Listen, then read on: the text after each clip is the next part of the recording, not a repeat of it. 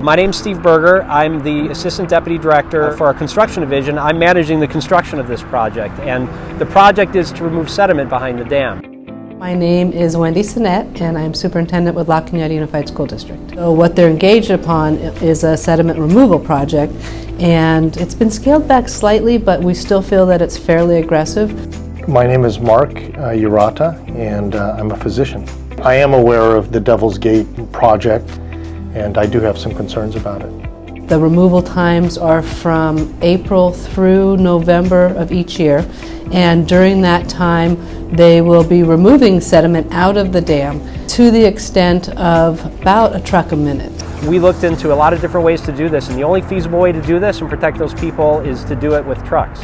We want air quality monitoring. We want that quality to be at a regulatory level so that if the levels show danger or they show a health risk, that the project is slowed or stopped until the air quality reports at a safe level.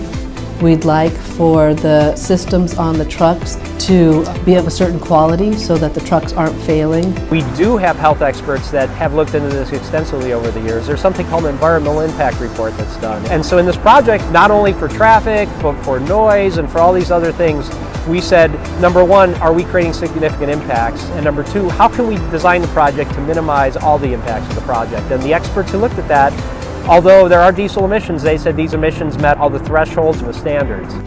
There are two competing health risks assessments. There's one that the county commission used, and then there's ones that our parents have put forward. And so we've engaged our legal counsel to look at the two competing health risks assessments, and this independent environmental agency that we've employed, they'll do an assessment of the two health risks and give us some really good information about what this environmental group feels is the salient points at issue and what we do need to address and what we do need to mitigate to protect our kids and our families.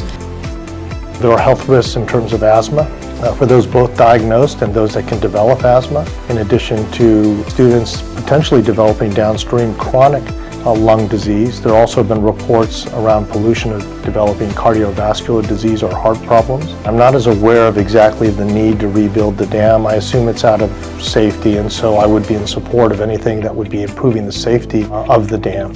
We wouldn't remove the sediment if we didn't need to. The study showed that if we left the sediment in the dam, the water will actually go over the top of the dam and flood downstream.